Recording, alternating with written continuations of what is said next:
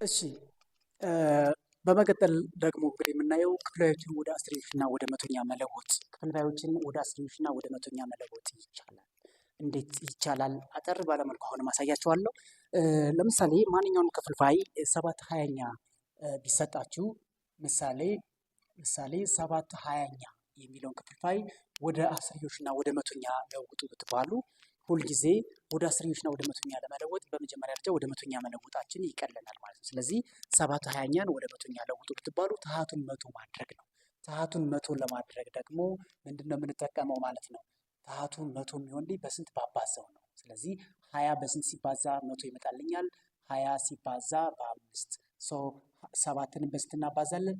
በ5 እናባዛለን። 7 ሲባዛ በ5 35 ይመጣል። 20 ሲባዛ በ5 100 ይመጣል። 35 መቶኛ መጣ። 35 መቶኛ ማለት ወደ አስርዮሽ ሲቀየር 35ን ለ5 አካፍሉት ማለት ነው። 35 ሲካፈል ለ5 ደግሞ እዚህ ጋር 2 ዜሮ አለን። ስለዚህ ሁለቱን ልጅ ዘላችሁ እዚህ ጋር ነጥብ ማድረግ ነው። ነጥብ 3 5 ይሄ የ7/20ኛ አስርዮሽ ይሄ ነው። ወደ መቶኛ ቀይሩ ማለት ደግሞ 35/100 ማለት ምን ማለት ነው? 35% ማለት ነው። በቃ በቀላሉ ይህን መንገድ መከተል አለባችሁ። በቃ ቀላል ምንም አይነት ቁጥር ቢሰጣችሁ ይህን መከተል ነው። ከባድ ነው እንዲህ ነው የሆነ ፍራስትሬሽን ውስጥ መግባት አይጠበቅባችሁም። ሲምፕሊ በቀላሉ የተሰጣችሁ ቁጥር ወደ መቶኛ ቀይሩት። ወደ መቶኛ ከቀየራችሁ በኋላ ዜሮን ቆጥራችሁ ነጥብ ማስቀመጥ ነው። ከዛ በኋላ ማንኛውም ቁጥር ኦቨር 100 ማለት ደግሞ ፐርሰንት ማለት ነው። በዚህ መሰረት ክፍልፋዮችን ወደ አስርዮሽ መቀየር ይቻላል። ለምሳሌ አሁንም 3/4ኛ ቢሰጣችሁ ምሳሌ ምሳሌ ለ 3/4ኛን ወደ አስርዮሽ እና መቶኛ ቀይሩ ብትባሉ አሁንም የመጀመሪያ ስራችሁ የሚሆነው 3/4ኛን ወደ ምን ታሃቱን ወደ ምን መቀየር? ታሃቱን ወደ 100 መቀየር። ታሃቱን ወደ 100 ለመቀየር 4ን በስንት ባባዛው 100 ይመጣልኛል ብሎ ማሰብ ያስፈልጋል። ስለዚህ 4 በስንት ሲባዛ ነው 100 የሚመጣልኝ? በ25 3ንም በ25 ምክንያቱም ሁልጊዜ ለአሉን ታሃቱንም በተመሳሳይ ቁጥር እናባዛለን። ይሄ ሲባዛ 75 ይመጣል። 4 ሲባዛ በ25 100 ይመጣል። እኩል ይሆናል። አሁን 100 ማለት ኦልሬዲ ፐርሰንት ወደ ፐርሰንት ቀይረነዋል ማለት ነው። 75% እንደሆነ ታውቃላችሁ። ነገር ግን ወደዚህኛው ለመቀየር 2 ዜሮ ነው ያላችሁ። ሁለቱ ልጅ ዘላችሁ እዚህ ጋር ነጥብ አድርጉ። ነጥብ 7 5 ዘን እዚህ ጋር ዜሮ መጨመር ነው። ይሄ ወደ ምን ቀየራችሁት? ወደ አስርዮሽ። ወደ መቶኛ ማለት ምን ማለት ነው? ማንኛውም ቁጥር ኦቨር 100 ማለት ምን ማለት ነው ብለናል? 75% ወይም ፐርሰንት ነው ብለናል። ጨረስን። በዚህ መሰረት ማንን ወደ ማን መቀየር እንችላለን? ክፍልፋዮችን ወደ አስርዮሽ እና ወደ መቶኛ መቀየር እንችላለን። አስርዮሾችን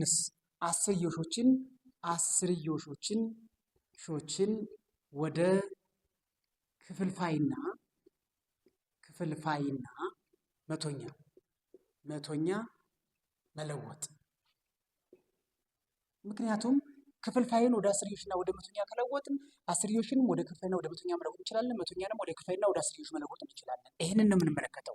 ስለዚህ አስርዮሾችን ወደ ክፍልፋይ እንዴት እንለውጣለን? ይህን ምሳሌ ላምጣላችሁ እዚህ ላይ ምሳሌ 0.35 እንዴት ነው ወደ ክፍልፋይና ወደ መቶኛ የሚለወጠው? በመጀመሪያ ደረጃ 0.35 ማለት ምን ማለት ነው? የአንድ ቤት፣ የ10 ቤት፣ የ100 ቤት ነጥቧ ስንት ቤት ነው ያለችው? የ100 ቤት አይደለ እንዴ? ነጥቧ የ100 ቤት ነው ያለችው ማለት ምን ማድረግ ነው ማለት ነው? ምን ማድረግ ማለት ነው? 35 መቶኛ ማለት ደግሞ ታሃቱ 100 የሆነ ማንኛውም ሙሉ ቁጥር ምንድን ነው ብለናል? ታሃቱ 100 የሆነ ማንኛውም ሙሉ ቁጥር ፐርሰንት ማለት ነው። ስለዚህ 35% ወደ መቶኛ ቀየር ነው። በቃ አለቀ። ከዚያስ ወደ ክፍልፋይ ለመቀየር ምን ማድረግ አለብን? ወደ ክፍልፋይ ለመቀየር ከዚህ ጋር እንመለሳለን።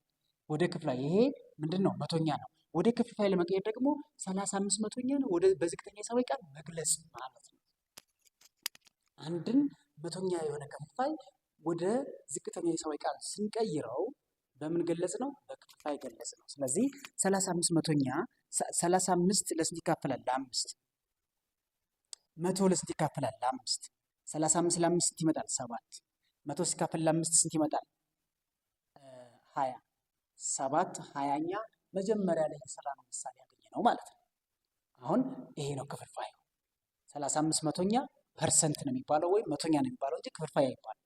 35 መቶኛን ግን በተመሳሳይ ቁጥር ለአሉን ታሃቱን ማካፍለን ወደ ዝቅተኛ ሂሳባዊ ቃል ከቀየርነው በኋላ የምናገኘው ቁጥር ክፍልፋይ ይባላል። ስለዚህ አስርዮሾችን በዚህ መሰረት ወደ ክፍልፋይ መቀየር ይቻላል ማለት ነው።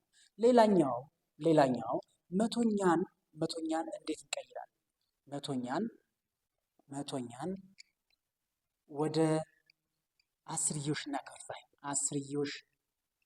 እና ክፍልፋይ መለወጥ። አስርዮሽን ወደ መቶኛና ወደ ክፍልፋይ እንዴት እንለውጣለን? አሁንም በተመሳሳይ መልኩ ከዚሁ አንድ ምሳሌ ነው የምሰጣችሁ። 75 መቶኛ እንውሰደው ወይም ደግሞ 75% ተብሎ ይሰጣችሁ። 75% ወደ የት ቀይሩ ነው? ወደ ክፍልፋይና ወደ አስርዮሽ ቀይሩ። ስለዚህ በዚህ ጊዜ ምንድነው የምናደርገው? መጀመሪያ ፐርሰንት ማለት መቶ ማለት ነው። ስለዚህ 75% የሚለውን 75 ኦቨር መቶኛ 75 ኦቨር መቶኛ ማለት 0.75 አለጋ። ወደ ምን ቀየር ነው? ወደ አስርዮሽ ቀየር ነው። ወደ አስርዮሽ ከቀየርን በኋላ ወደ ክፍልፋይ ለማምጣት አሁንም ይሄን መቶኛ ምን እናደርጋለን? 75 መቶኛን በዝቅተኛ ሂሳባዊ ቃል መግለጽ ነው። ይሄ ለስንት ይካፈላል? ለ5። ይሄ ለስንት ይካፈላል? ለ5። 75 ሲካፈል ለ5 ስንት ጊዜ? 75 ሲካፈል ለ5 አንድ ጊዜ 13። 75 ሲካፈል ለ5 7 ለ5 አንድ ጊዜ 25። ኦኬ 15 100 ሲካፈል ለ5 20። አሁንም ይቃለላል።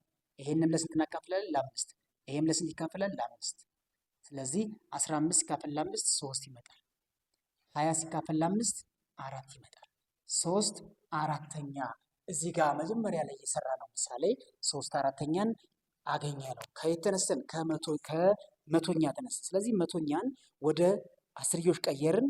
ከዚህ መቶኛ ወይም አስርዮሽ ተነስተን ወደ ማን መጣን? ወደ ክፍልፋይ። ስለዚህ ኦልዌይስ እነዚህ ክፍልፋዮችን አስርዮሽና መቶኛዎችን አንዱን ወደ ሌላኛው መቀየር ወይ መለወጥ ይቻላል።